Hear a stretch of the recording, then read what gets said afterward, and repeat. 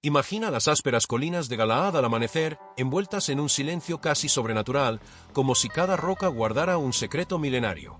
Allí nació Jefté, un hombre marcado por el desprecio y la injusticia, cuya historia desafía nuestras expectativas sobre la fe, la valentía y el precio de una promesa. Hoy exploraremos los primeros capítulos de su vida, revelando los giros inesperados que convirtieron a un paria en el Salvador de Israel y que después lo enfrentaron a la prueba más dolorosa de todas. Desde su cuna, Jefté estuvo destinado al rechazo. Hijo de una prostituta, creció en la hostilidad de sus medio hermanos, quienes lo expulsaron sin contemplaciones. «No tendrás parte en la herencia de nuestro padre», le gritaron, sellando su destino como forastero en la misma tierra que lo vio nacer. Sin embargo, lejos de quebrantar su espíritu, el ostracismo templó su carácter y afinó su temple. En la árida región de Tob, Jefté reunió a un grupo de hombres inadaptados, soñadores rebeldes que encontraron en él un líder capaz de poner orden en la anarquía de sus vidas. Allí, lejos de palacios y consejos, se forjó un caudillo decidido, acostumbrado a guiar con autoridad a quienes nada tenían que perder. Mientras tanto, en las llanuras y ciudades de Israel, el pueblo pagaba el precio de su infidelidad. Abandonaron al Dios que los había liberado, adoraron ídolos y sacrificaron la fidelidad a cambio de prosperidad efímera. A consecuencia de ese extravío, los amonitas se alzaron contra ellos con crueldad sin nombre, arrasaron cosechas, saquearon casas y sometieron a las tribus a un yugo implacable. Aullidos de desesperación se elevaron hacia el cielo y, en un gesto de humildad, los israelitas rompieron sus ídolos y clamaron: «Señor, si hoy nos libras de la mano de Amón, sabremos confesarte nuestra culpa y te serviremos de nuevo». Fue entonces cuando los ancianos de Galaad, conscientes de la fuerza y el coraje de Jefté, dejaron a un lado su orgullo y se postraron ante aquel al que habían condenado. Su súplica resonó en el viento de las colinas: «Ven, lidera nuestra defensa y danos libertad». Jefté escuchó el llamado, mas con voz dura y ojos que aún reflejaban el agravio de su expulsión, preguntó: «¿Por qué me buscáis ahora que el peligro os acecha? ¿Acaso la fuerza a la batalla es agradecida?». Con humildad y promesas selladas ante Dios, los ancianos garantizaron su obediencia. Él sería su jefe si los amonitas caían bajo su espada. Antes de blandir el arma, sin embargo, Jefté actuó con astucia. Envió emisarios al rey de Amón, solicitando explicaciones. «¿Qué hemos hecho para merecer vuestro odio?», preguntó con calma. El monarca rival reclamó territorios que, según él, les pertenecían desde tiempos remotos. Con conocimiento de la historia y profundo respeto por la autoridad divina, Jefté replicó: «Israel jamás tomó tierra de Amón, fue el Señor quien nos concedió la victoria sobre los amorreos. Si discutís, que sea Él quien juzgue y no la espada de hombres». Pero el orgullo endureció los corazones de los amonitas, y la única respuesta posible fue la guerra. En la antesala del combate, el ambiente se cargó de tensión y expectación. Jefté, sintiendo la presencia de lo divino, alzó sus manos en oración muda antes de desplegar su ejército. Entonces, con estruendo de tambores y clarines, sus guerreros marcharon en formación, decididos a liberar a su nación. La batalla estalló entre gritos y choques de metal, pero la destreza de Jefté y la convicción de sus hombres decantaron el curso a favor de Israel. Cuando el polvo se asentó, los amonitas yacían derrotados, y el pueblo, atónito, alzó vivas al libertador que emergía como aquel al que Dios había enviado. El regreso de Jefté a Galaad desató una fiesta de júbilo. Hogueras encendidas, canciones de victoria y danzas animaban la noche. Pero en medio de la algarabía, un suspiro cortó la música. Aparecía su hija única, danzando con la inocencia de quien no sabe del dolor que arrastra un padre. Al verla, Jefté sintió el peso de un juramento terrible que él mismo había sellado ante el Altísimo: «Si regresas en paz tras derrotar a Amón, todo lo que salga de mi casa al encuentro será consagrado al Señor y ofrecido en holocausto». Aquellas palabras, dichas en el calor de la batalla, se convirtieron en un yugo imposible de soslayar. La joven corrió hacia el padre con flores en el cabello, llena de orgullo y júbilo. Pero al escuchar las palabras de Jefté, dejó de bailar. Sus ojos claros se tornaron solemnes y, sin titubear, respondió: «Padre, cumplid vuestra palabra por quien proceda de vuestra boca ante el Señor». Su madurez conmovió a todos. No hubo súplicas, no hubo rabia, solo una fe inquebrantable. La joven pidió un plazo, 2 meses, para ascender a las colinas con sus amigas y lamentar su virginidad, pues no conocería esposo ni descendencia. Jefté asintió, partido entre el amor paternal y la fidelidad a su voto. Así, la hija de Jefté partió hacia las soledades de Galaad, dejando al padre frente al conflicto más desgarrador. La brisa llevó su risa, ahora teñida de melancolía, entre las rocas y los valles. El pueblo observaba en silencio. Sabían que una promesa hecha ante Dios no admitía retrocesos, pero temían el precio que iba a cobrarse. Durante esos 2 meses, las mujeres de Israel se unieron en un duelo singular. Rumores de cantos fúnebres resonaban en cada aldea, dedicados a aquella joven cuyo sacrificio simbolizaba la gravedad de una palabra pronunciada sin reflexión. El eco de sus lamentos despertaba la conciencia de todo Israel. En cada rincón, se susurraba su nombre con mezcla de admiración y pena. Algunos decían que su devoción superaba la de los profetas, otros que la imprudencia de un líder había sembrado una herida imposible de cicatrizar.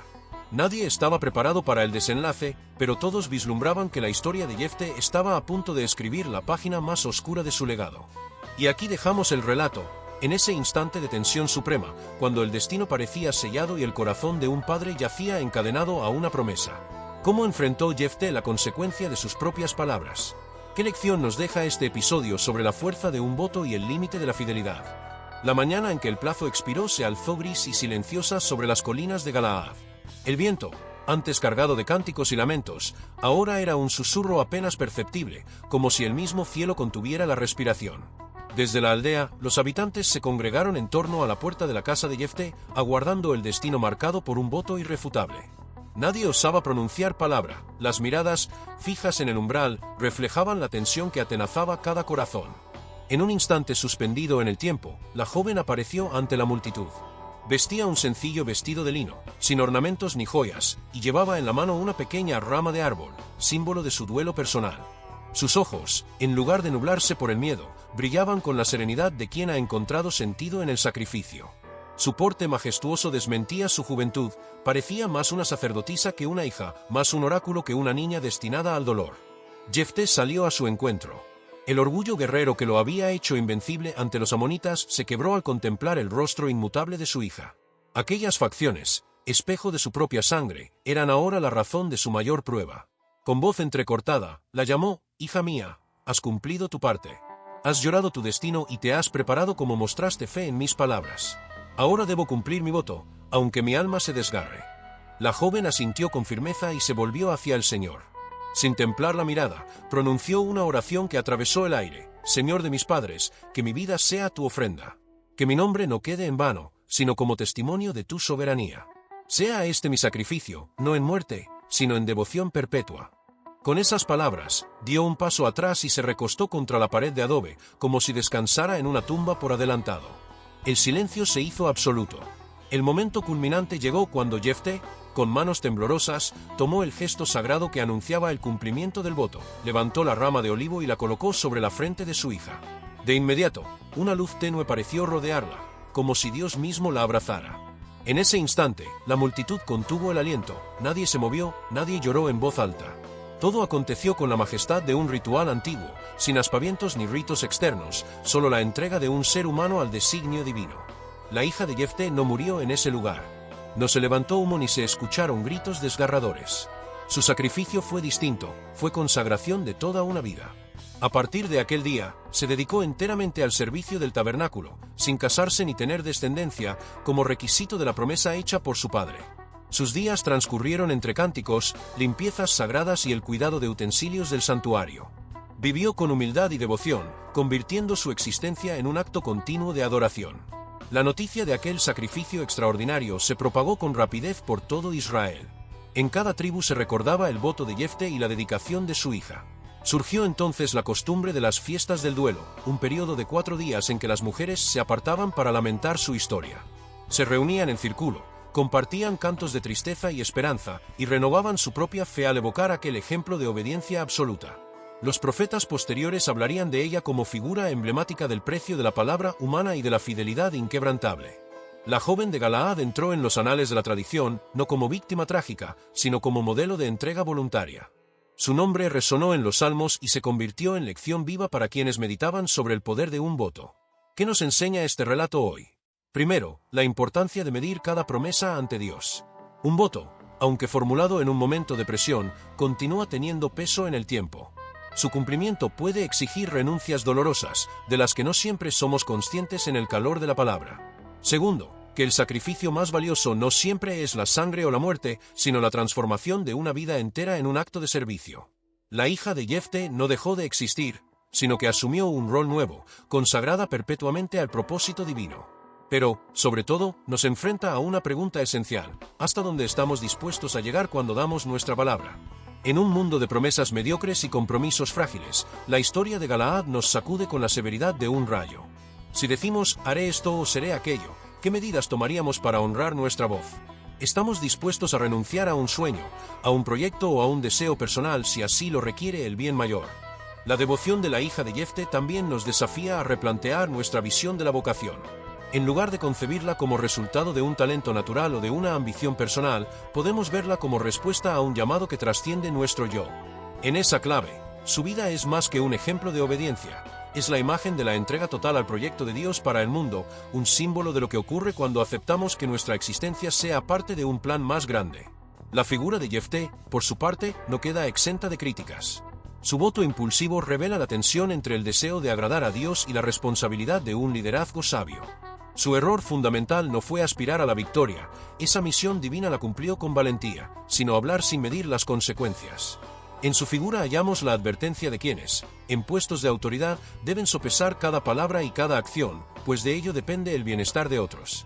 Con todo, la historia culmina en un balance agridulce: la liberación de Israel, la consolidación de la fe, junto a ello, la renuncia de una vida joven, plena de potencial. Esa ambivalencia es precisamente su fuerza narrativa. Nos recuerda que la fidelidad a Dios puede implicar una pérdida personal, pero también una ganancia espiritual de valor incalculable. Hoy, cuando meditamos sobre los misterios del Evangelio, encontramos ecos de Jefté y su hija en muchas páginas de la Biblia y de la historia de la Iglesia. Votos monásticos, comunidades de servicio, obras de caridad que nacen de compromisos solemnes, todo ello hunde sus raíces en aquella lección de Galaad. Cada vez que escuchamos a alguien decir, «Hasta aquí, Señor, puedes contar conmigo», resonamos con la memoria de aquella joven que caminó por las colinas sin mirar atrás, segura de su elección.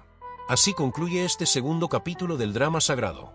Hemos visto cómo un juramento pronunciado en el fragor de la batalla se tradujo en un sacrificio de por vida, y cómo ese acto reverberó en el corazón de un pueblo.